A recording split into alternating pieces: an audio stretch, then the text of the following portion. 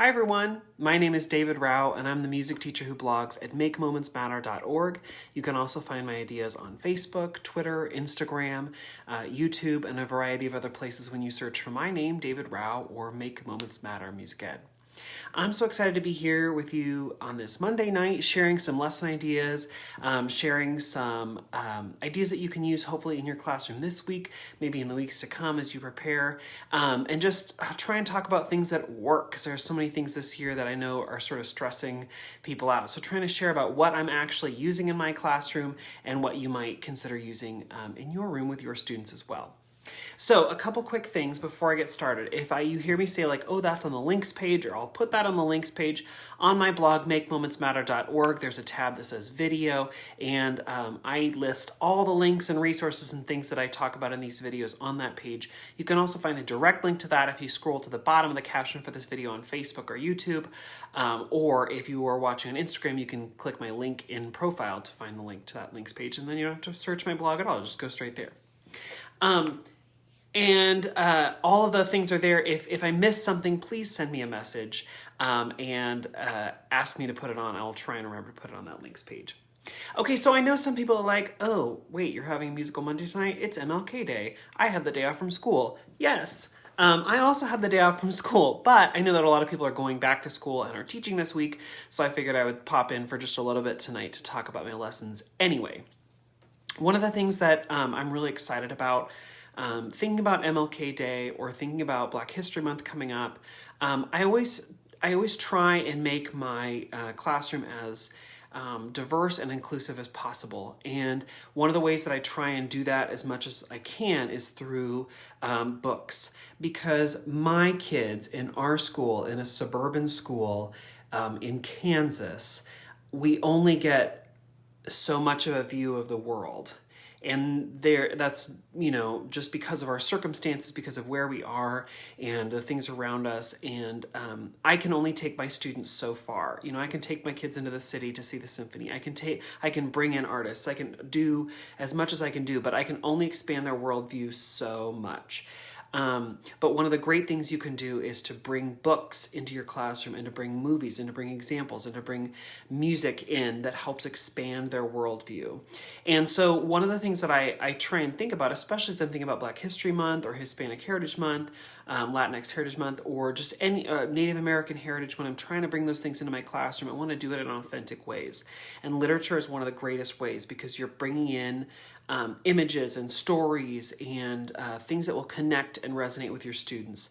And so I wanted to share, just one book. I have several lists on my Amazon page, which is linked on my links page, but I have a whole set of an ideas list, which basically means I can make a wish list on Amazon and just share it with everyone, that you can have all the links. But I've compiled a bunch of books for Black History Month, for Latinx Heritage Month, books with Native American protagonists, book with that you could use in your classroom, and all of those are listed on Amazon.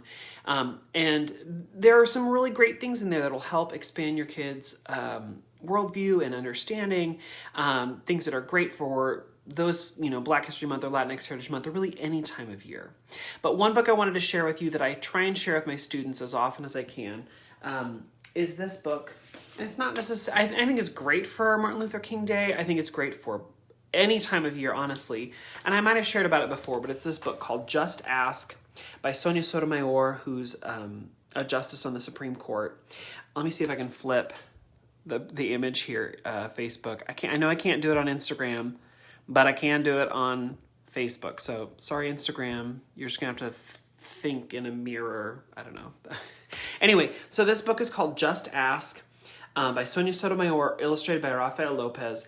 And it's a great book, I think, for helping kids start to think about the people around them and think about themselves in maybe a different way. So I just want to share just a couple pages with you and just sort of share about how I use this in my classroom. So it starts and says, "Hi, I'm Sonia. My friends and I are planting a garden. Gardens are magical places. Thousands of plants bloom together, but every flower, every berry, and every leaf is different. Each has a different smell, different color, different shape, and different purpose. Some flowers need lots of sunlight. Others thrive in the shade. Some have to be trimmed regularly, while others are better off left alone. Some trees and flowers are more fragile, and others are more hardy. Kids are all different too. Some of us are in a hurry, and others take more time. Some of us seem shy and quiet, while others are chatty and loud. Some of our differences are easy to spot. Others take longer to notice. Each of us grows in our own way. So if you're curious about each other, just ask. So the book goes on, and on every page there's sort of a profile of a different kid. So here's the first one. Not everyone is comfortable answering questions about themselves, but I don't mind. What am I doing? Several times a day, I prick my finger to measure the sugar in my blood, and I give myself shots of medicine called insulin. I do this because I have diabetes, and my body doesn't make insulin naturally like other people's.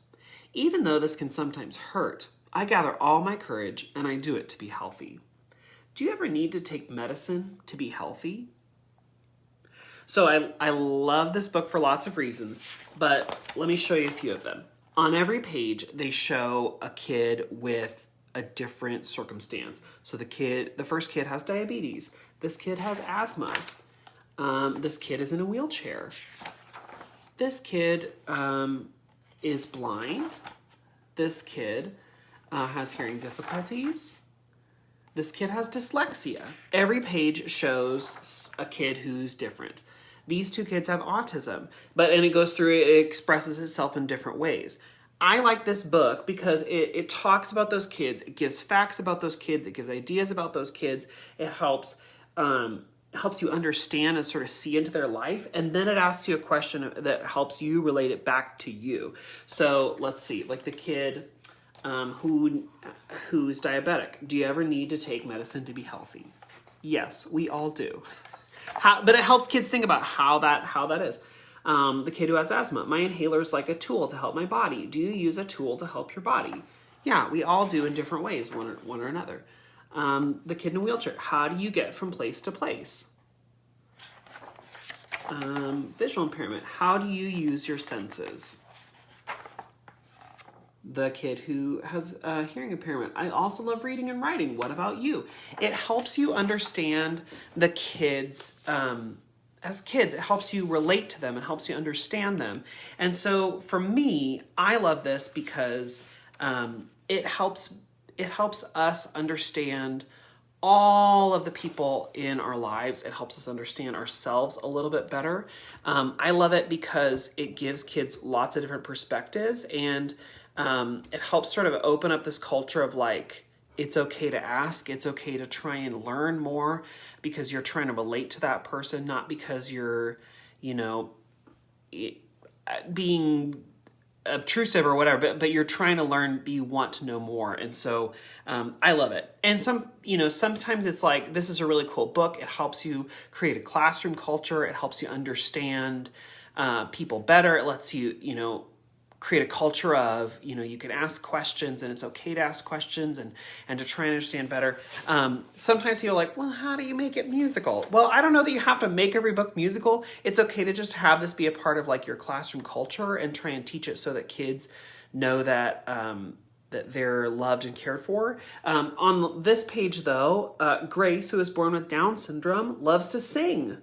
And I love to talk. I love to make new friends and be included. I am Grace. I was born with Down syndrome. Kids like me with Down syndrome have an extra building block called a chromosome in our bodies, but we're all different from each other too. I can do almost anything any other kid can do, though learning new things can take some time. One way I learn is to ask questions. What helps you learn? And this sort of reinforces that, like, it's okay to ask questions. It's okay to be curious about other people, as long as you're doing it respectfully and trying to understand where those kids are coming from. So I love the book because it really does help create this like culture of inclusivity and understanding, and it being okay to ask questions, and it being okay to feel safe and to share things if you want.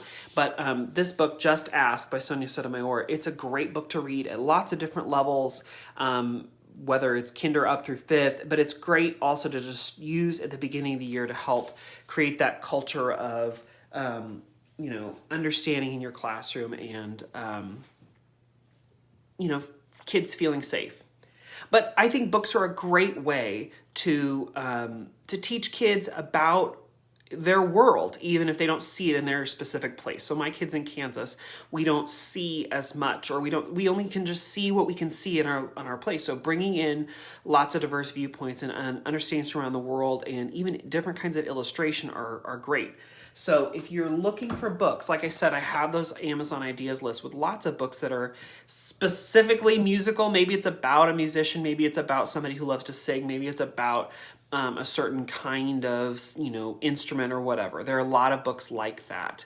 But, even if you don't have that like one book about Ella Fitzgerald, or that one book about Tito Puente or whatever, if you don't have like that specific, it's a song or it's a musician or whatever, try and find books that include more diversity. So for example, if you're looking, look at who is, look at the kind of kids that are being shown.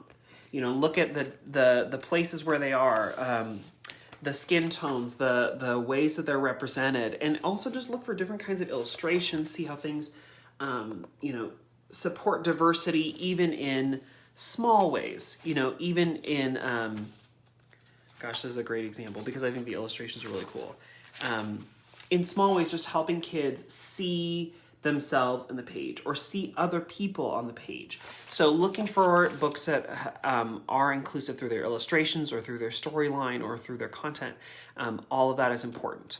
So anyway, all that to say, there are really great books out there. I have a bunch of lists with some of my favorites on there if you're interested, but feel free to reach out, or on my Facebook group, Every Moment Matters Music Education Community, you can ask questions too, or say like, what's your favorite book for blah, blah, blah, or what's a new book that really sparked your interest recently. There are lots of folks who have great book ideas who'd be willing to share. Okay, speaking of that Facebook group, Every Moment Matters Music Education Community, before I went on, I wanted to say I posted a question there today because next week I hope to talk a little bit more about my younger students, especially kinder, first, and second.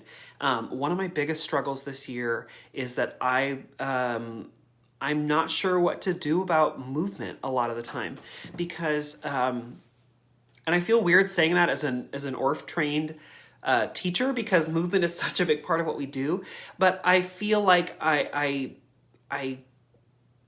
struggle because kids, we're told like they need to stay in their seating chart spot and they really shouldn't be moving around too much. And because you're in a confined space, you really don't want them to get up and moving like too quick or too fast or whatever, because it's going to make them respirate more. And we keep hearing all sorts of things. And so it's like, well, how, instead of them just coming like sitting for 45 minutes or whatever, like how do you get them moving in ways that are authentic and exciting and fun? And I have some ideas that I wanted to share next week, but I posed that question in my Facebook group. So if you are in that group, go put some of your favorite ideas and I'll be sharing more about that next week. Like I said, I have some thoughts because I've been playing around with it. It's one of the things that I've been worrying most about all year. And when my principal comes in for evaluation, she's like, what do you want me to watch? I'm like, help me know if they're getting antsy or like what we can do about movement. So it's one of my goals for the year, but leave your comments or questions or thoughts in there. And I'm going to be talking about that hopefully next week. Okay, so last week I talked all about fifth grade. We talked about instrument families, how I teach that, why I teach that, some of the resources I use. And I got through 4 days worth of the lessons, because I remember I'm in a thing where I have like 5 days in a row with the same homeroom. So like Mrs. Johnson's second grade class, I see them for 5 consecutive days, whether that's Monday through Friday or Tuesday through Tuesday or whatever. I see them for 5 days, and then I have a different class for 5 days, and then I have a different class for 5 days. So it's like 4 or 5 weeks in between rotations, which is sort of stressful, but that's where I'm at. So I shared last week about my fifth grade lessons, how I'm doing the instrument families, and how I do that. Well, day 5, I never got to it. I wanted to share about that because it's one of my favorites. So day 5 in that lesson. So we've talked about in the previous days, we talked about the brass family, the woodman's family. We talked about ways to identify. We talked about clues. We saw lots of examples. We saw movies and things that showed some of those instruments in action. And every day I'm doing a musician of the day. So in those 4 days, I had Dizzy Gillespie, who was, representing brass family a little bit. I had Charlie Parker, who was representing woodman's family, and also who was from our area. So we're excited about that because he lived very close to us. I also shared with 5th grade, let's see, Janelle Monáe and Lin-Manuel Miranda. So in those 4 days, I had a pretty diverse group. Only one woman. I need to add more, but I had several in the previous rotation, so I'm sort of evening it out. But a pretty cool group of four different group of people, very, very different, representing some different things. Well, in my 5th day, the kids come in, we do body percussion, and then our musician profile of the day is John Williams. And part of the reason we do John Williams is because, well, there's so much great content to share about John Williams. Kids know his music, whether they know his music or not. It's great music to share. But also his birthday is coming up, so it's in the beginning of February, and every month I put out a whole set of posters that have famous musicians who are born in that month. So in January there's like Dolly Parton and Justin Timberlake and Mozart and whatever, and they're out on the walls and kids are seeing that. Well, they're gonna see, coming up very soon, they're going to see John Williams out on the wall. So it's fun to be able to share this, because his birthday is coming up, but also because they know his music so well. So what I do is basically I do that musician spotlight. I show them, the first thing I show them is this poster, and this is what is actually going to be out on the wall in the hallway. So, but I project it instead of showing it. And this is sort of where we start. So it starts with a picture of him, information about him, and it gives a quick little bio about, who he was and what he did. And then I use a pack from Sarah Bybee on Teachers Pay Teachers. It's like a Composer of the Month, Musician of the Month pack. And you can use it as a bulletin board. You can also use it, they're JPEGs that you can put into presentations. And so that's what I do. So I use her resource to help sort of flesh out talking about John Williams. And it's cool because it talks about the types of composition. She gives this great page with facts about him and a little quick bio about his life, information about him. And then I also love that she does these pages that have spotlight vocabulary. So film score, fanfare, what does that mean? Why is he known for that? And then some of the most famous things that he's written. I also found a video on YouTube. It's like a montage of, I think, like a German community band or maybe a community orchestra, I'm not exactly sure, that does like a quick top hits of John Williams, and it's only like 7 minutes long. There are thousands of these videos on there because every like small group or pops group or whatever has their own version of like a John Williams medley. But I did this one because it was like fairly short, and it hit a couple of the ones that kids are going to know, like Harry Potter's in there, Star Wars is in there, Indiana Jones is in there. And it shows some of the movie clip up behind them on the screen. I also loved it because, coming up to this day, we talked about all the instrument families. We'd done, in-depth views of those families and like shown examples of those different, instruments. And so this video is cool because it like pans in on the bassoons and then it shows like a clip of Indiana Jones and then it like zooms in on the trumpets or whatever. So as we're watching, I can not just like, sit back and check my email because like I never do that when I'm showing a video. It's more like every 10 seconds I'm interrupting and be like, ooh, do you see that bassoon? Ooh, what's that? Ooh, do you recognize this sound? What's that? Like I'm always asking questions or giving a more, it's like an annotated video, honestly, because I'm always sort of chiming in with that next thing for the kids to look for. But this video is great because it does give clips of the videos, really short little snippets of the themes, and then great close-ups of the instruments playing the song. So this is particularly my favorite video of John Williams. But you can find like hour-and-a-half long montages where people have just like taken full songs and just spliced them together and put them in a long video. Or you can find like tribute to John Williams or like all sorts of stuff on YouTube. There are plenty of videos that you can find that are great. It just depends on how much time you have with your class, how much you want to share, how much you want to get into. But I really like it because it really does show all these movies that kids know or TV shows that kids know, helps them connect and helps them sort of see that connection. What does a composer do and how that works. And then what's great is that after this profile of John Williams, our focus for the day is film and film music.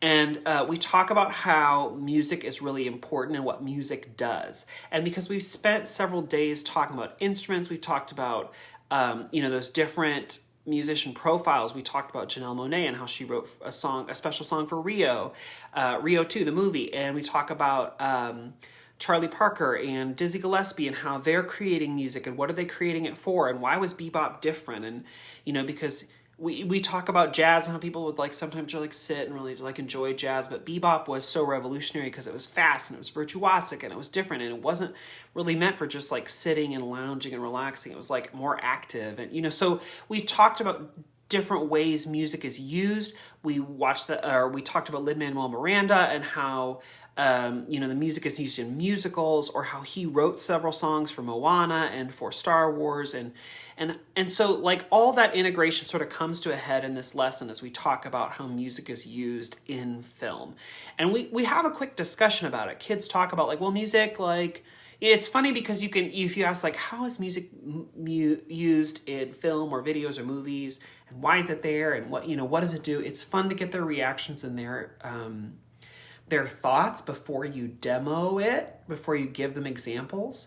And so then I have these really fun examples. I went on YouTube and I did music in movies and I did a search. I found lots of different options. And I've linked a couple of my favorites in the show notes. And so if there's ever a time where I say like, oh, it's in the notes or whatever, it's on this page. It's linked at the link in profile for Instagram or at the bottom of the caption for Facebook. But the video I wanted to show is so cool because it talks about how music is different, but then also gives examples. So I'm just going to show just a tiny part of it.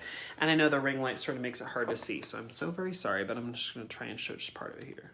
What many people may not realise is that music is an incredibly important part of film and television. If used correctly, it can enhance the emotions of any scene. For example, the music you're listening to right now is making me seem like the coolest, smartest guy in town.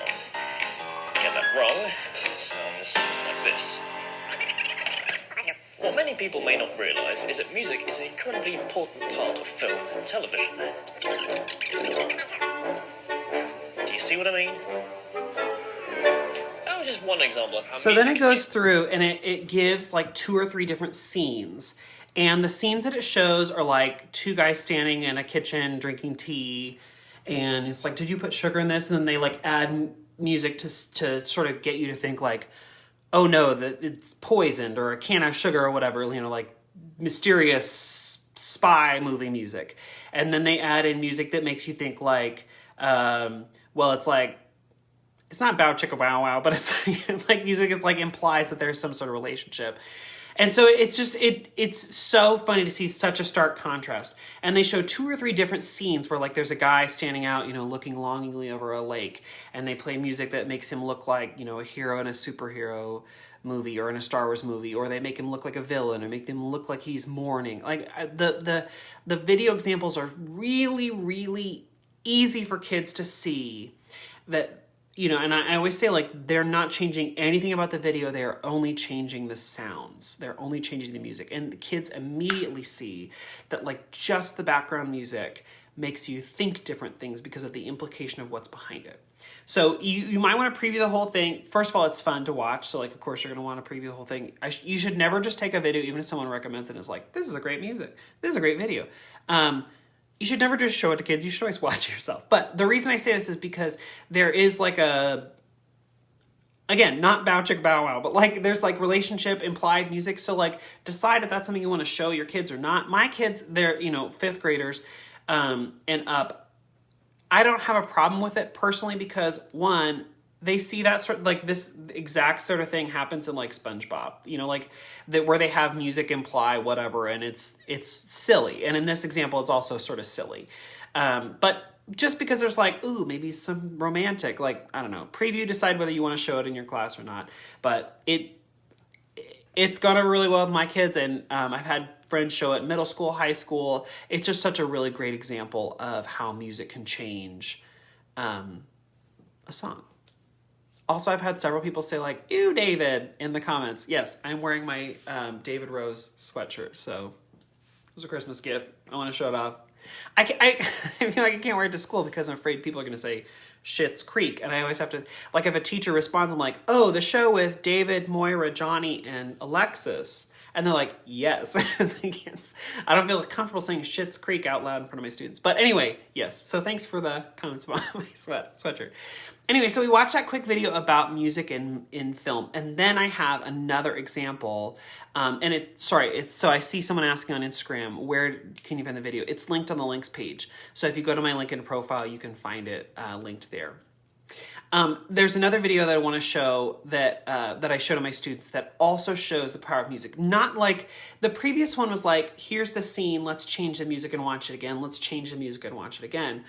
That's cool. I also wanted to show them, like, what is it like if there's no music?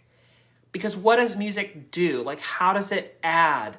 And so I found a video where the video creator took Star Wars Episode 9, the trailer, and took out the music. And it is so weird. Okay, so anyway, let me just show you just part of it so you can sort of get the effect.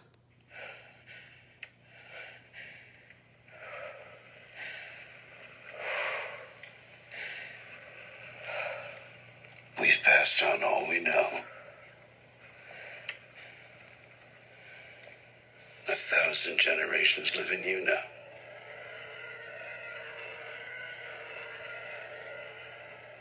But this is your fight.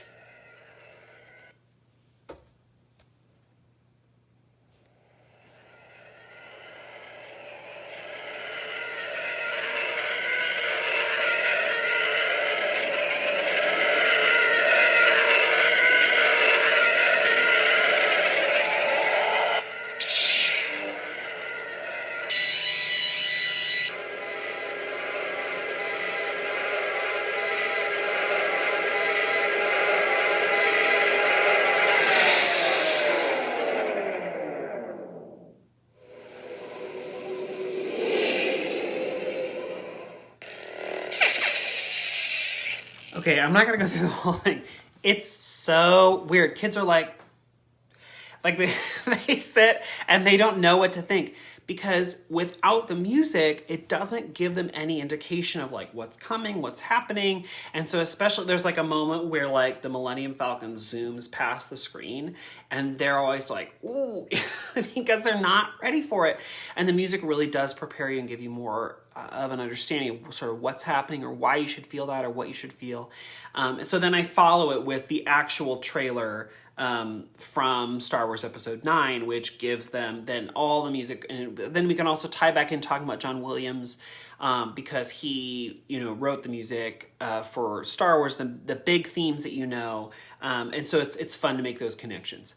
But we then talk about music, and usually we'll end up with a little bit more time at the end. We can have more of a discussion about what does music do, why is it important, like, why does it make you think certain things, or, why does slow and quiet make you think sad or upset or whatever, or, how can you build tension? We could have all those conversations. My kids have iPads. Each kid has their own iPad, which I know is a crazy blessing, and I am so thankful, and I know what a cool situation I'm in. So I'll set that out there. But my kids have iPads, and even if your kids don't have an iPad, you can demo this on your own. But an app which I've shown you all before is an app called Tune Train. And the cool thing about Tune Train, it's free in the App Store. All my students have it downloaded to their iPads for free. Let me turn off the sound here for a second as I go through. So the cool thing about Tune Train, there are a lot of cool things you can do with it. It really is for like melodic direction and melodic movement, I guess, because basically the idea is that you have this train that wants to get to its final station, and you get to draw the path that it takes, and then it will sing the path you created. So this path that I've made, it will play it. Let me give you...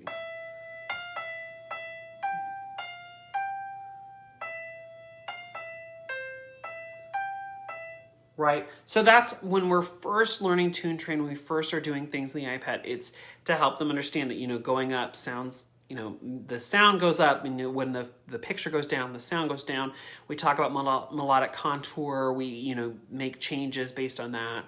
We talk about what's a great melody, or, you know, there's a whole lesson on that. But what we're doing in this lesson is a little bit different. So the kids trace their path, and then one of the other options on Tune Train down here at the bottom, there's a little yellow button, and that yellow button gives you a backing track.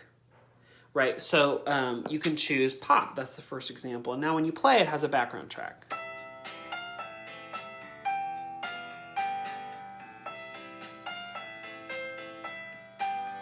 Right, and then you can change it. And there's something very different. Classical, how is this changed? Just by changing the background music.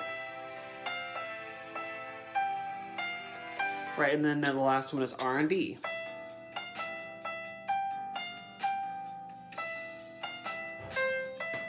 Yeah, so all of that, it gives you a different perspective. It lets you play around. It lets the kids play around. So my kids who have iPads, they can go in, they can create their own tune, they can change the background themselves, and you know, I have the capability to airplay to show up on the big screen what kids have done. And so, you know, with our extra time, we go through and we play and we try to find, you know, 2 different backing tracks that are very different. Like there's one kid who went from classical to rock and roll, and the classical sounded like a soundtrack, and the rock and roll sounded like something you hear on the radio. So it's just a cool way for kids to immediately access and sort of see in their own way how that music changes what they're doing. So I see a question. David, is the John Williams video on the resources page? Can't quite see which ones you're talking about. I don't think that I put the John Williams video on there. I put the video about music in film on there, and also the Star Wars without music. I can put the John Williams video I use on there if you'd like. I can add that to the links page. But there are, like I said, there are like 1,000 John Williams videos out there, so you can always just find another one you might like better. You might be like, I'm not going to use it unless it plays E.T. or, you know, I don't know, whatever. So a lot of people, a lot of people have very strong feelings about which John Williams music is the best. So anyway, but I can put that on the links page if you're interested. So that's my 5th grade lesson. And I just wanted to share that 5th grade lesson because it's sort of the culmination of what we do throughout the week. It allows us to talk about instrument families, especially to see examples of brass and woodwinds in the John Williams video. It allows us to talk about how music is used and what music does, and we can compare and contrast film music with musicals. We can compare and contrast John Williams, who writes soundtracks, with Lin-Manuel Miranda, who wrote just sort of the bar scene music, sort of like the Cantina Band, but for the new movie. So we can compare and contrast how you write songs. Janelle Monáe, you can talk. She has a featured song that's used in Rio 2. Lin-Manuel Miranda wrote You're Welcome from Moana, which is actually in the movie. John Williams writes other music that's also used, soundtrack music is used. So you can compare and contrast how music is used in lots of different ways, just with a sequence of lessons and talking about featured musicians, things like that. Anyway, I also just love it because then I'm going to talk about Star Wars again. So win. Okay. I wanted to also share just a little bit about my 3rd grade lessons because it's fun. It's something we get to that I think you could do in different ways depending on whether you have technology or not. I just wanted to share a little bit about that. I've always had trepidation about teaching the treble clef, which seems like the silliest thing. Is like an elementary music teacher, like, of course you're going to teach the treble clef, right? Of course you're going to teach notes of the treble clef. But my question, like my pedagogical wondering, has always been, why should I teach this if I'm not going to use it? Like if I'm not going to utilize that information, why am I teaching it? So for example, if I'm teaching the recorder and I want students to read on the staff, well then they should know how to read on the staff. You know, like they should know the treble clef, right? But like, or if I want them to read notation or to write their own notation or to dictate a song or something like that, then yes, of course they should know the treble clef, they should know how to write, write on the staff, blah, blah, blah. But if I don't have an application of that, is it important to teach? Right? Like that, like, and don't send me angry emails. I'm asking this, like, not devil's advocate, but like pedagogically, like, why are we doing it if there's not an application for it? Right? If it's this like sort of abstract thing that sometimes gets used. For example, like if you do use it, great. Do you also teach the bass clef? Why not also teach the alto clef? You know, like, why not teach the notes of the alto clef? You know, like, if you're not going to use it or use it as much, is it worth spending your time on? Is my time better spent doing rhythmic dictation or doing XYZ 1,000 other things, playing instruments, moving, whatever? Well, in COVID times, I'm way less able to do things. We're not singing, so there's not application of the treble clef through melodic reading and melodic singing, right? I'm not playing recorders, so we're not reading notes of treble clef. I guess I could have them read melodies to play on a xylophone, even though kids can't rotate and I only have so many instruments. So like, where's the application? That's tricky. But I am teaching it. And, so anyway, all that to say, like, what are your thoughts? Should we teach the treble clef? I don't know. Maybe. Yes. Are you using it? I don't know. Should we be using it? And that also goes to the, like, are we a pre-band class or are we teaching music for music's sake? Or, I mean, that's a whole different day. But anyway, I came to the conclusion, yes, I should be teaching treble clef. And also, because like hopefully next year we'll be back to playing recorder, right? And hopefully also singing and, doing reading melodies and dictating melodies and all that. So yes, we should learn that. Also, over the years, my question of like, is it pedagogically sound? Are we using it and applying it? I'm also weighing it against like, it is a very, very, very, very, very common symbol of music. And so seeing the symbol, the treble clef itself, or seeing the 5-line staff, seeing that, those are all things that kids are going to see all over the place. Whether it's, I mean, it's funny because on Facebook you see all those like things from Hobby Lobby that like, it says like, it's happy birthday, but the music notation is like, Mozart's Requiem or whatever, like where the notation doesn't match up with what you're supposed to be singing. So maybe I should be teaching treble clef just for the sake of like, I want kids to not make terrible mistakes if they're graphic designers later on in their life. But anyway, but like kids are going to see the treble clef, they're going to see the 5-line staff. And so I want to introduce it to them now so they at least know what it is. They know it's a musical thing, that they know a little bit about it. And then eventually we'll, in 4th and 5th grade, hopefully, actually apply that information as we're reading for recorder or reading while we're singing or whatever. But that's my thought right now is like, yes, we're doing it. It's going to be applied eventually. Anyway, so it comes up in our curriculum in the 3rd grade, in my district's curriculum. And so that's when I'm teaching it. But also I just want to share like how I'm teaching it and sort of what I'm doing with that.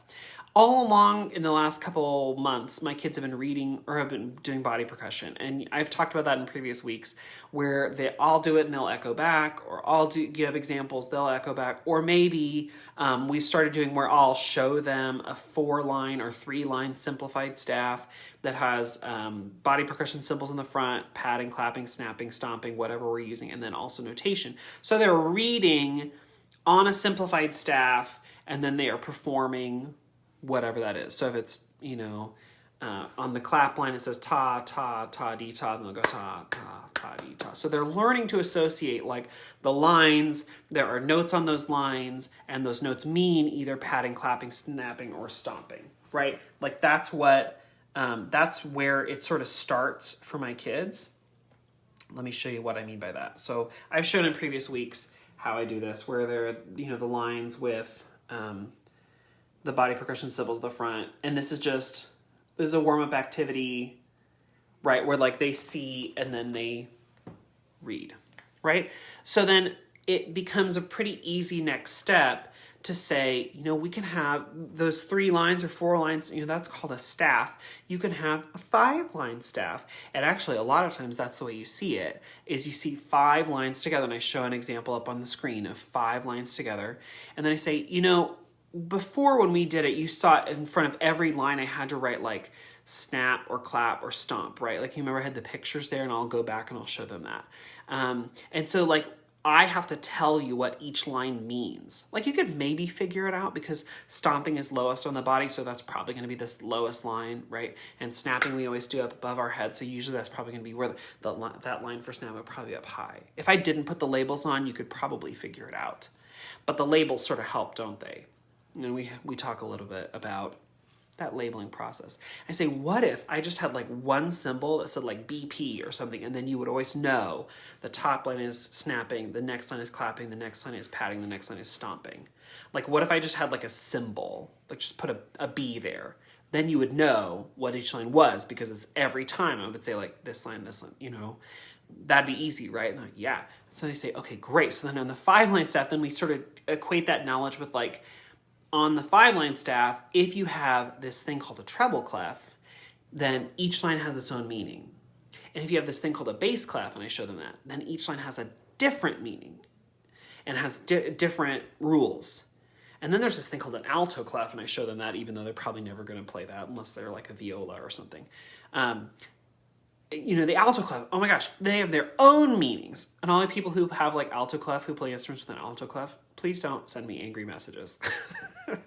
Anyway, so we talk about that these different clefs, and that clef is like a sign that means, okay, if you see this, then this line has this meaning, this line has this meaning, this line has, so each is its own thing, right? And so that's a thing that we talk about, the sign. What does it mean? It means that the lines have their own rules. And then I say, actually, not just the lines. And then on the screen, I've put up a 5-line staff, and I put up, I talk about not just the lines, right? So, and also what's in between the lines, the spaces. Oh my gosh. And actually then we can have a fun talk about how when we say on the line in music, we mean the line goes through the note. We don't mean that it's sitting on top of the line, chilling on top. No, the line goes through it. And I try and talk about how like it's like a shish kebab, or like if you're making a macaroni necklace, like the string goes through the macaroni, right? Or a Cheerio necklace, the string goes through the Cheerio. That is like a line note. It's not just like sitting on the line. I always have the kids who don't get that, and then I always have to keep, and I think part of it is that when their teacher says write your name on the line, they write it on top of the line. And so it's actually fun for me to say, like, I know that's what your teacher says when she says on the line, this is how you do it. But in music, if I say on the line, that line goes straight through the middle. And I actually have them write their names on the line where the line goes through the middle, just to, they think it's funny because they're like, oh, I'm getting away with something, but like, no. But so let me talk about lines and spaces, right? And the difference and how you can differentiate. And how many line notes are there? There are 5 because there's 5 different lines. How many space notes are there? Well, there are 4 because they're in between the 5 lines. Oh, but sometimes you can have a note that's on top or below, but we'll talk about that later, right? So, and we limit ourselves to those 9 notes, the 5 lines and the 4 spaces. Then we talk about how the alphabet works, and the musical alphabet, and how you would label those notes. And I say, if I were going to do it, if it were me and it were my choice, it makes the most sense for me to start with the letter A, because that's where the alphabet starts. So if I were going to do it, I would label it like this, where the bottom line is A, and then it just goes all the way up, A, B, C, D, E, F, G, H, I, J, K, L, M, N, O, P, Q, R, S, T, going on and on. But whoever originally came up with this, that's not what they did. Actually, instead, they have the A starts in the second space. It doesn't make sense to me. Like, why wouldn't the bottom line be A? Because that's the first place to be. But you know what? I didn't create it. It's way older than me. I know I'm so very old, but actually this is older than me.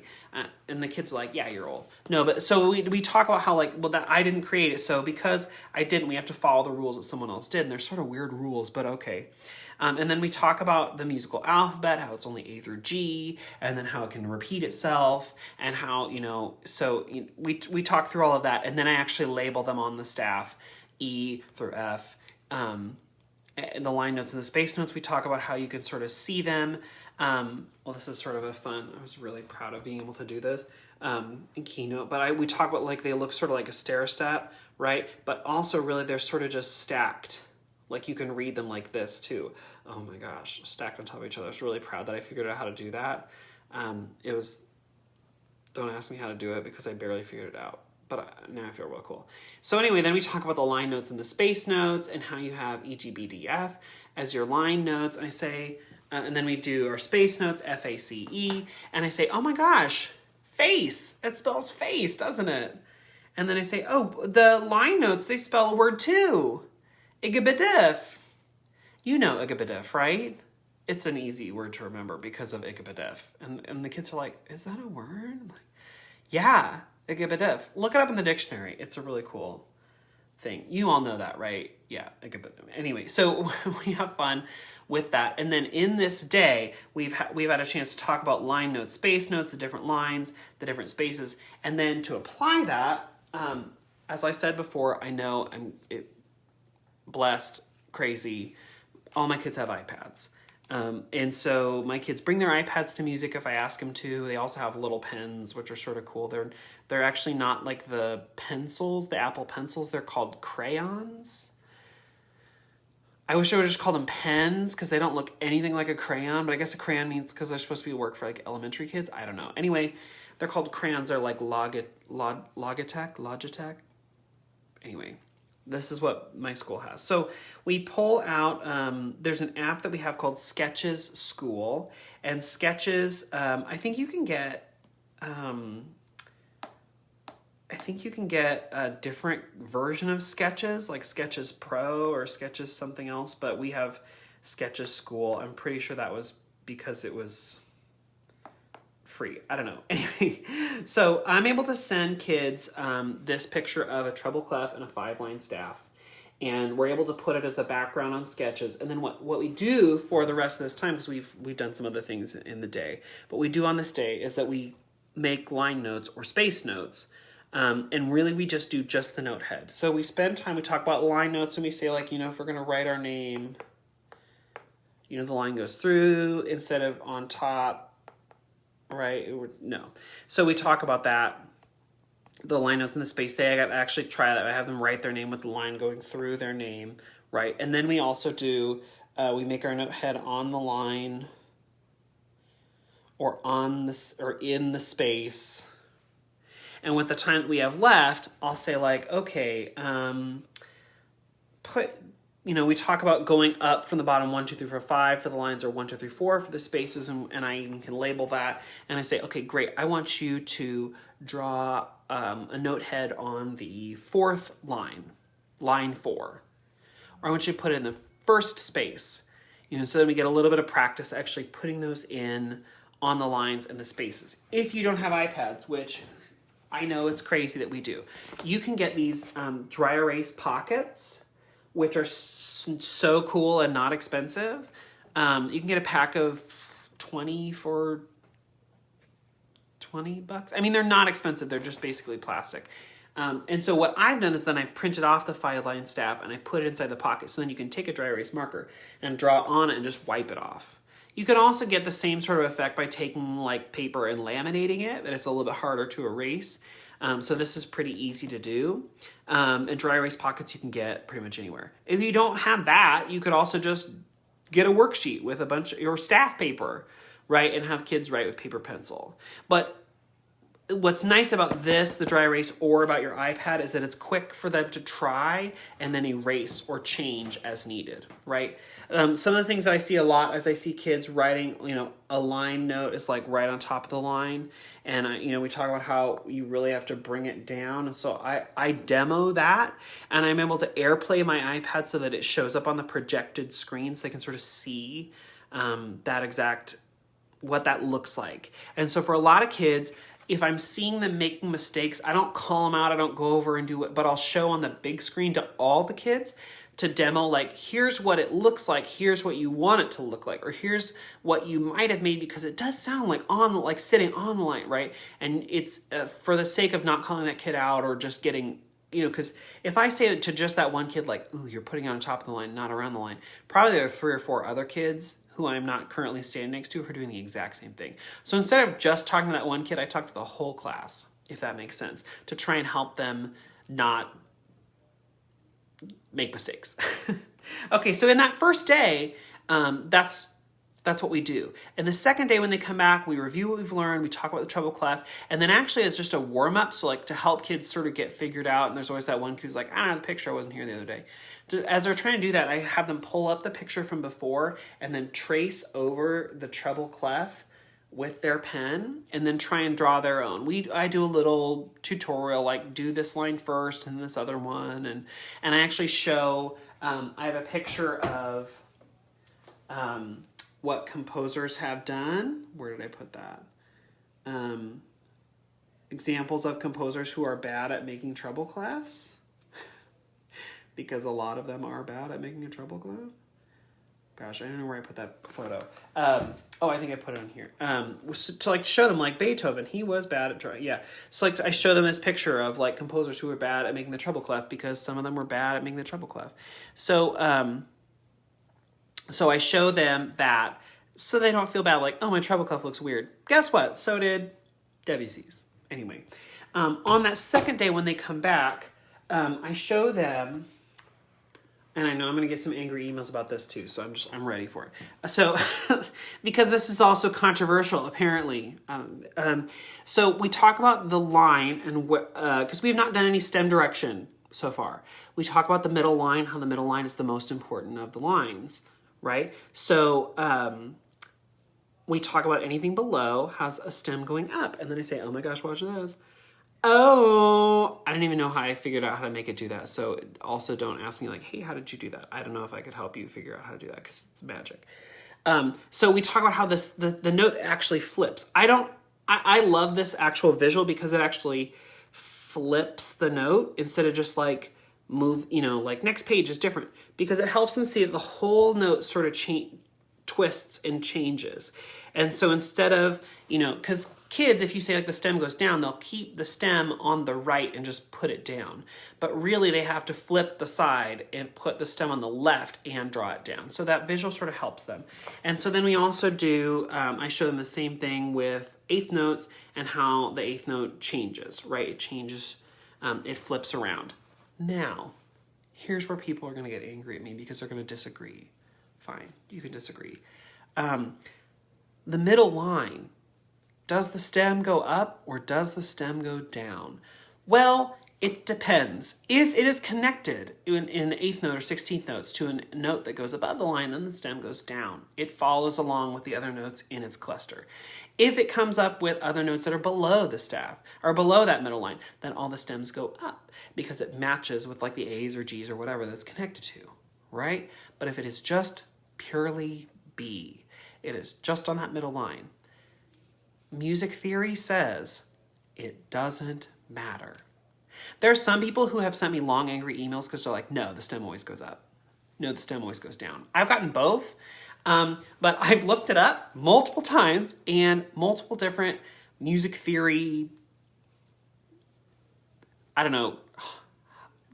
knowledge homes, like music theory authorities. They all sort of are like, it doesn't matter. The stem can go up or down, it's composer choice. Or it depends on what's around it. Like if all the other parts of the melody are all stem up, well then don't do stem down for that one note or whatever. But it doesn't matter. So that's why I teach my kids. It doesn't matter. It's up to you. And then if it connects with like, if it's like a B and a C, then then the stems should both go down, right? Because the C has to go down, right? But anyway, so don't send me angry things if you're like, no, the stem always goes down on B's. Well, okay, God bless. Anyway, so then we spend some of our time in the class then doing stem up or stem down. We write it, if it's I give them some quizzes. So if it's above the line, we say like line 4, and then they have to decide whether the stem goes up or down. I don't care too much how long the stem is that they draw. I know some people are like, it needs to be 3 space or whatever. these are third graders. This is just our cursory, like, beginning chance at it. So for me, it doesn't really matter. But anyway, so we just try a couple examples, and then I have, of course, the fun where they get to, where I give them a challenge, where I say, gosh, where did I put it? Yeah, so the challenge is then, spell this word. So I put it up on the top, I have the word egg, and I have over on the side a little cheat sheet for them so they know which letter is which, and they have to spell it out, going E, G, G, right, and then stems in the correct direction depending on which E they choose. And hopefully they choose this G because I have not talked about the G above the staff. So anyway, so we do that, and then with our time remaining, I have a game. It's a game, it's an interactive game that they can play. I use QR codes so they can sort of scan with their camera. I'm going to skip that part and just show you. So the game, what they get to do then is sort of test out their knowledge, apply their knowledge. And this is great to do now. We don't get all the way through the game. There's like not enough time in the class for that. But I show them how it works, and then I can use this again later for a sub. So let me just show you sort of how I use it. So we start on level 1. It has some space noises. This is in my TPT store if you're interested. I'll put a link on the links page. And then we go to beginner, and then what they have to do is they have to figure out what note that is and then tap the correct star. Oh, it's an E. Great job. And then it says, you got it. Click here to go into another challenge. There are, I think, 10 challenges in this round, 10 on the intermediate round, and like 15 or 16 on the astronaut, the advanced round. If they get it wrong, it just darkens out the star that's wrong, so they can't really be wrong. They have to get the right answer if they want to move on. If they ever are like lost or stuck or can't do anything, you can always hit this little globe up here at the top, and it'll take you back to the main screen. And then at the bottom here, you can go back to the main screen, the main game screen. Let me show you another level. So the level 2 is planet themed. Oh, and on this one, it's fun because then again, they have to find the one where the satellite's on, and they have to choose the right note. So it's just sort of a review of the Treble Clef. I always, as I'm doing this, I either give them a cheat sheet, a little like a thing to review in their space, or I put up on the screen, I put a Treble Clef that's labeled, because if you're not giving them that, you're not giving them the resource to get it right. Or you're not also just teaching them like, it's okay to check the reference. It's like, I don't expect you after 10 minutes of talking about this to have it memorized. You don't need to yet, right? So anyway, you can give them that labeled picture either on your wall, on a flashcard, whatever, so that they get something to reference. I always say to kids, it's always okay to look at the vocabulary wall. You can always check up on the wall. You can always check in our reference points. That's totally fine. And then they get to play. So, but again, I'm teaching them this game now because I want them to play it now and sort of see how it works so that I can put it into a sub-resource later if I need to. And let me go back to show you, let's see, level 5. Oh, kids are always like, I'm going to do level 4 astronaut. Good luck. Okay, so level 4 astronaut. I think it has like 16 challenges if I'm remembering from when I made this forever ago. So this is a non-word. All the other ones are like based around like egg, dad, cafe, all those words that we know that can be spelled using the notes of Treble Clef. Those words are great because it helps them know what to look for. Like it helps them sort of sequence in their brain. Like I'm looking for a word. These are non-words. So they're like the hardest. So they have to choose the right one to move on. And it's real tricky because it's just random. It's not like they really do have to know the notes. It's not like they can be like, oh, it's got to be cage. It can't be fade because it's C-A, like they can't follow the word. Like this is truly, they have to actually know. And then it gets more difficult. That was just 2 notes, and it goes into 3 and then 4 and then 5. And that's tricky. I have this in a space theme and in an under the sea theme. And I think that's it for right now, but I'm always making more of them. But it's fun. And they also, some of them are like in because they're like, cool, it's a game on my iPad. It works on Chromebooks. It works if you have a Google Classroom, if you just want them to do it online. It works in all those places, but I think part of the efficacy is like, it's digital. Okay, cool, let's do it. So anyway, it's a fun extension if you have the time, but like I said, it's also great for online or if you need a sub resource. Anyway, Rebecca says where you were doing the note flipping directions. Not sure. It's you're replying to someone, but I don't. That's what I was taught. Oh yeah, okay. So you were also taught the note flipping can go. Cool. So I'm glad I'm not the only one. Anyway, so that's what I wanted to share tonight. The 5th grade lesson about finishing out my 5th grade lessons and talking about how I sort of start Treble Clef. I'm going to have more of this to share going forward, especially with the 3rd grade with Treble Clef and how I'm going to actually apply it, because as I talked about earlier, how are you going to apply that if you can't play recorder or sing? Well, we're gonna talk about that. If you remember at the beginning of the video, I said that one of my focuses is how can I get kids up and moving, and so on my Facebook group, Every Moment Matters Music Education Community, which is linked on the links page, I posed a question about like how do you use movement? What are your tricks for using it during COVID? And so I'd love to start a discussion there, and I'm going to be talking about it next week in my video on Monday night. So thanks everyone for joining me tonight. I hope you all have a great night, and I hope to see you again next week. Bye, everyone.